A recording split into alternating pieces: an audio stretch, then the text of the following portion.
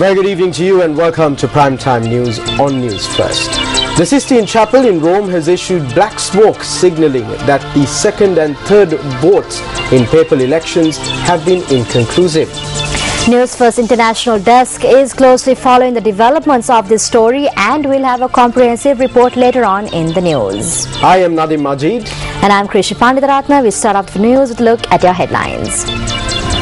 Making headlines this evening, President Rajapaksa meets Japanese diplomats.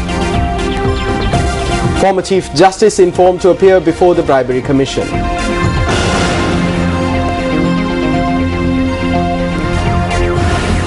Chairman and Deputy Chairman of the Palayagoda Urban Council clash over the disposal of waste. UNP's media freedom revealed to the country yet again.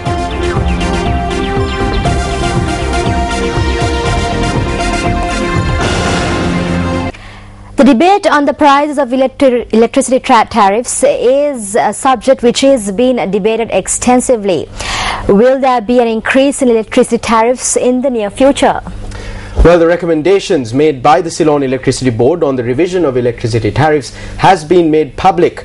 Thereby, what are the changes that will be made to the tariffs? The public's views in this regard are being sought. The CEB had filed 268 billion rupees as its estimated cost for electricity supply in 2013. However, the Public Utilities Commission determined that only 228 billion rupees should be charged for electricity supply in 2013. The PUCSL has initiated a consultation from all stakeholders involved in the process. Public representations are invited in the following areas. 1. How the estimated cost of electricity supplied for the year of rupees 228 billion could be reduced further. 2. The applicability of the various costs identified by the CEB. 3. The relationship between the capital expenditure required by the CEB and the new tariff proposal submitted by the CEB. 4. Alternative cost-effective tariff proposed to cover this year's electricity demand of 11 billion kilowatt hours. The new tariff proposal submitted by the CEB can be accessed through the PUCSL's official website www.pucsl.gov.lk. Written correspondence in this regard can be sent through registered post to the Public Utilities Commission of Sri Lanka, Level 6, BOC Merchant Tower, number 28, St. Michael's Road, Colombo 3. It can also be sent via email to tariff, TARRIF, at pucsl.gov.lk. Further information on the public consultation can be obtained by calling 077-270-1106. Entertain representations from general public and other stakeholders who are interested in the price revision of electricity. On the 4th of April, we are going to have a public hearing. All what we do is we hear the general public. If the treasury, if the government wants to subsidize any particular section or sections of the electricity consumers, the government can provide subsidy to the electricity board. The Public Utilities Commission plans to obtain written submissions from the public regarding the proposals put forward to increase electricity tariffs. News First also spoke to the general public from around the country in order to obtain their views.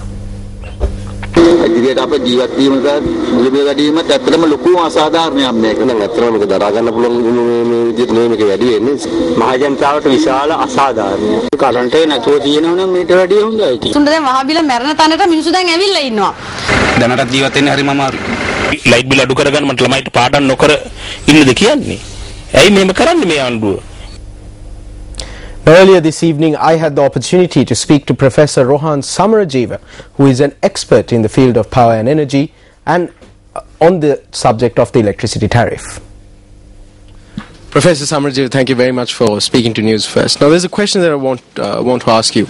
The Ceylon Electricity Board says that they're introducing the electricity tariff revisions in order to cover losses.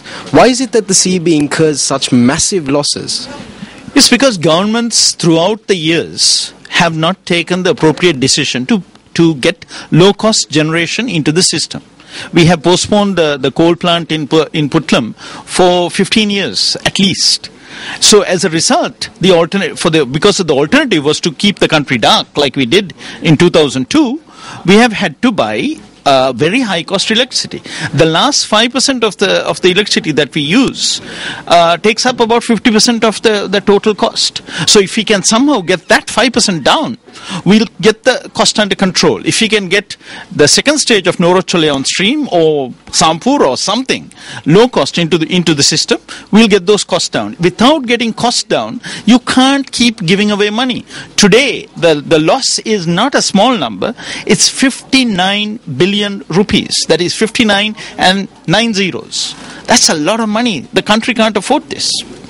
It's not just the country that can't afford this. If electricity tariffs are revised higher, low-income earners will be severely affected by this. What safeguards can be put in place to safeguard this? Now, I mean, there's an assumption that we make that low-income earners, people with low disposable income, are also low users of electricity. So when we look at those three groups below 90 units, who use less than 90 units a month, the lowest group will have an increase of 82 rupees and 50 cents. The second group will have an increase of 195 rupees. The third group will have an increase of 468. I admit that these are significant numbers. So what I would suggest is keep with the government's stated principle, the policy that they have themselves adopted at cabinet, which is that costs must reflect tariffs and then the government must give subsidies. So what we suggest is let the costs reflect the tariffs, not exactly the CEB proposal, some modifications to it, but the general principles I agree with, and then have the government give 100 rupee credit on the bills of people who consume less than 90. We must build into the billing system a lot of incentives for people to save electricity, to use low energy bulbs, to conserve electricity, because if we can get that last 5% down until the second stage of Norochole comes in, I think we will be able to get over this hump, and then life will get better. Trade unions charge that if there is an amendment to the electricity tariff, that should be attributed to the irregularities within the CEB. Lanka විදුලි බල මණ්ඩලය අද රටේ ජනතාවත් දන්නවා. The people of this country are aware that the Ceylon Electricity Board today is engulfed with corruption, embezzlement and inefficiency. They put up the Norochole plant and it turned out to be substandard. Not only was the plant substandard, but recently they also brought down a ship with substandard coal. We saw how they lit high-powered lamps for government carnivals like that of Kerala and the night racers in Colombo. These were not registered on meters on CEB pillars in the Colombo city. Electricity was provided free for Poson zones and Vesak zones for ministers and heads of the CEB. But now the people have been shocked with a 33,000 volt current and are being sent to hell. The CEB is now preparing to give the Norochole plant to China, to give the Sampur plant to India and to privatize the Kerawalapitiya plant. එවැගේම සාම්පූර් ඉන්දියාවට දෙන්න කෙළවරපිටියත් පෞද්ගලික. Well, that was Ranjan Jayalal, Operations Committee member of the CEB Joint Trade Union Alliance. Meanwhile, the former chairman of the CEB, Mohammed Zahiri, says that CEB officials should pay special attention to minimizing the expenses of the electricity board. ඉතින් අපි බලන්න තියෙන්නේ මේක ජනතාවට කොමන විදියක්ද අපි. We need to look at how this will affect the people. How can we mitigate the problems this will cause them?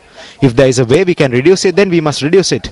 We must look at how we can cut expenditure. This can be done. There are able people in the electricity board. They must reach an agreement and do this.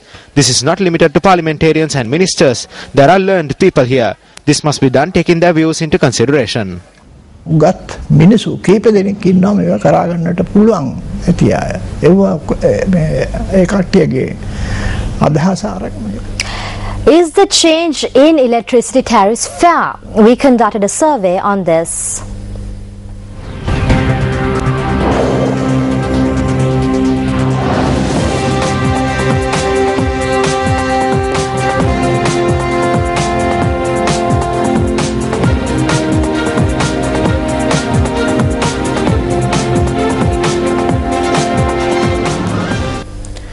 Well, the debate on electricity prices was the subject of many newspaper cartoons today. With that, we now take a look at today's newspaper cartoon of the day.